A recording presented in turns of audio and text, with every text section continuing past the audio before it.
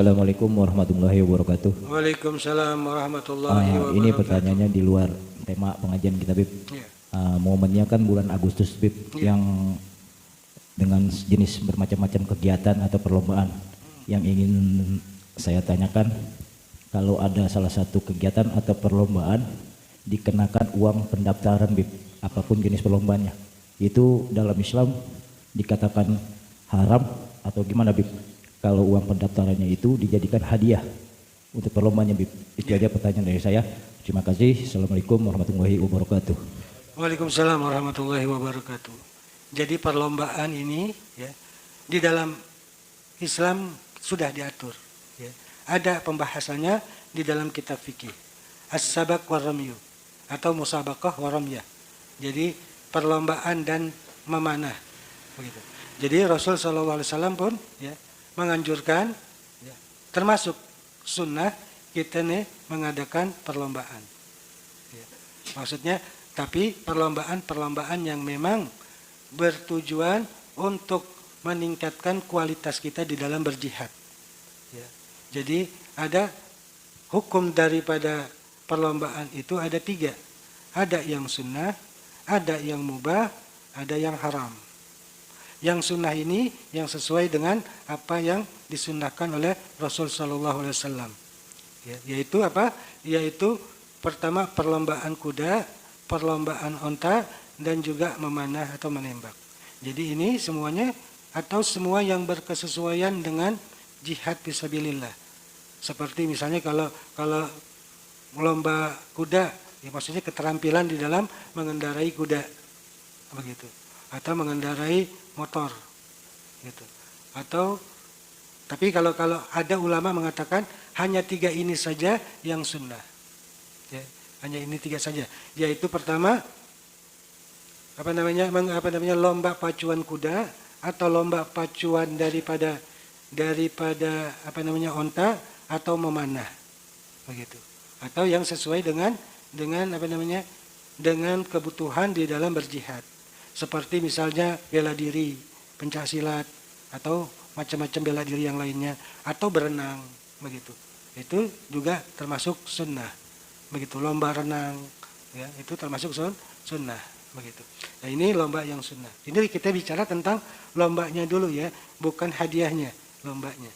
Kemudian lomba yang selain yang sunnah ini, maka ada yang mubah. Yang mubah selain ini. Ya. Sebelum kita bicara tentang yang mubah, ya, maka kita bicara dulu yang haram. Yang haram seperti apa? Yaitu seperti misalnya lomba pacuan sapi, ya, atau lomba karapan sapi, itu haram. Ya. Atau lomba adu domba itu juga haram. Dan juga lomba ngadu sabung ayam, ini juga haram, begitu. Ya, ini termasuk kategori yang haram. Dan selain daripada ini adalah mubah selama tidak ada unsur maksiatnya. Ya, tidak ada unsur maksiatnya. Begitu. Dan yang ketiga ini, ya, ada ulama mengatakan yang ketiga ini yaitu lomba pacuan kuda, lomba pacuan onta atau memanah atau menembak, ini boleh mendapatkan hadiah. Selebihnya tidak diperkenankan mendapatkan hadiah. Jadi kalau mau lomba aja. Ada sebagian ulama mengatakan begitu. Kalau mau lomba aja, tapi jangan pakai hadiah, begitu. Itu sebagian ulama. Ya. Nah, sebagian ulama lagi mengatakan semuanya boleh mendapatkan hadiah. Semuanya boleh. Ya. Selain yang haram ini, semuanya boleh mendapatkan hadiah, begitu. Nah sekarang dari mana asal hadiah tersebut? Nah, ulama membagi 4 kategori dalam pendapatan atau penghasilan daripada hadiah tersebut. Dari mana hadiah tersebut tidak didapatkan? Yang pertama dari sponsor. Dari sponsor. Ya, ada sponsor misalnya dari perusahaan atau dari instansi pemerintah. Ya, mensponsori daripada hadiah dan berikut sarana dan prasarananya. Semuanya dari pemerintah atau dari sponsor. Ya, baik kepanitiaannya atau semua sarananya untuk perlombaan seperti sewa gedungnya, seperti gaji kepanitiaannya begitu, itu semua dari pemerintah, ya. Dan hadiahnya pun dari pemerintah, itu boleh, ya, itu boleh, begitu. Kemudian yang kedua, boleh juga yang pesertanya ikut andil membayar daripada biaya administrasi, boleh. Tapi ya, khusus untuk biaya administrasi saja, tidak boleh ya, disertakan sepeser pun dari uang administrasi tersebut untuk hadiah, begitu. Kalau seandainya ada hadiah, ada 1 sen masuk ke dalam hadiah, maka jadi haram, begitu. Jadi ada dua tempat untuk khusus untuk pendaftaran, dan ini digunakan untuk untuk terselenggaranya acara. Kemudian satu lagi untuk untuk hadiah. Nah, hadiah ini dari donatur, ya, dari donatur luar, orang yang nggak ikut main, maka boleh, ya.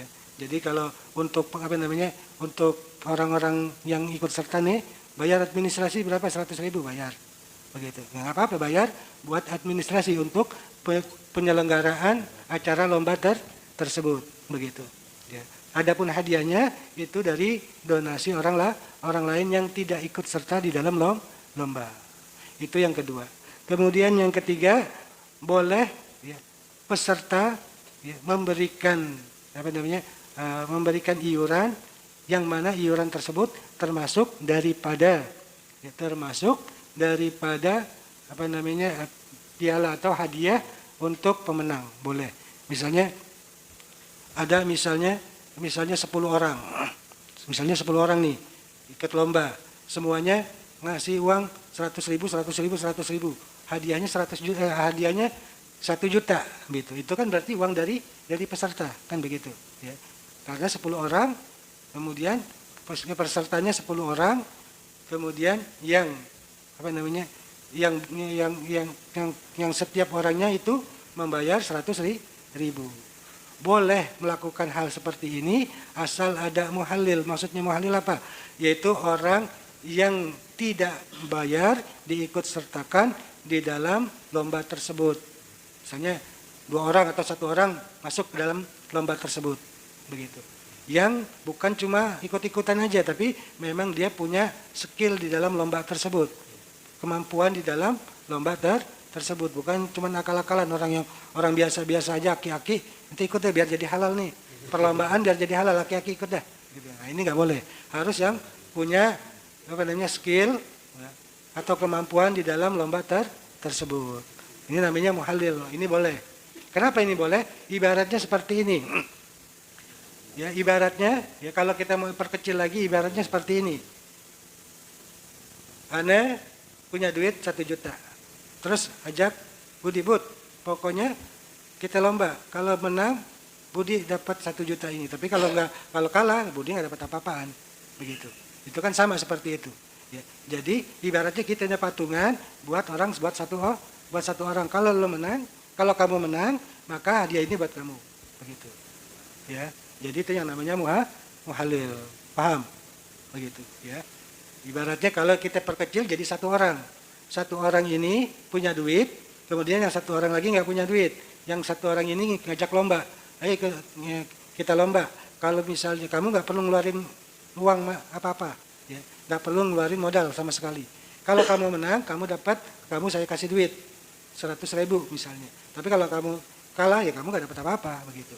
Seperti itu. Tapi dibentukin jadi banyak.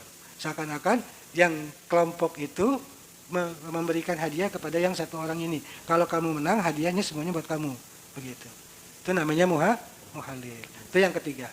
Kemudian yang keempat, ya, kalau tanpa muhalil. Nah, ini namanya perlombaan yang haram. Ya. Yang ketiga ini boleh, yang keempat ini haram. Kalau seandainya misalnya 10-10-nya bayar, dan dari hasil kolektifan itu semua kemudian dijadikan hadiah. Kalau menang dia beruntung, kalau kalah dia rugi. Ini namanya judi. Ya, begitulah. Ya, jadi bisa Jadi kita bisa memahami ya, perlombaan kita ini halal atau haram. Ini dari segi apa namanya hadiahnya. Sedangkan perlombaannya juga tergantung. Kalau perlombaannya ada unsur maksiatnya, ada unsur keharamannya, maka hadiahnya pun jadi haram. Seperti misalnya main bola pakai rok begitu, ya, pakai daster, nah itu haram. Ya, karena tasabuh bin nisa. Jangankan ya, laki-laki, jangankan pakai daster, jangankan pakai rok, pakai bando aja itu haram. Karena tasabuh bin nisa, pakai bando gitu. Pokoknya apapun yang memang pantasnya untuk perempuan kemudian kita pakai, maka jadi haram begitu, ya. Walaupun cuma kecil, hal yang kecil, yang enggak besar, yang enggak mencolok begitu. Tapi kalau itu biasanya dipakai perempuan, kemudian dipakai laki-laki tanpa uzur, maka jadi haram begitu. Apalagi kalau disengaja, seperti misalnya main bola begitu, pakai daster, atau unsur-unsur maksiat yang lain seperti misalnya apa namanya main gendong-gendongan antara laki dan perempuan, itu haram, nggak boleh. Pokoknya hal-hal yang tidak etis, ya, tidak beradab, maka menjadi haram, ya, perlombaan tersebut, ya. Hadiahnya pun menjadi haram. Orang yang apa namanya yang mendonasikan uangnya pun ikut-ikutan menjadi berdosa begitu, ya. Paham ya?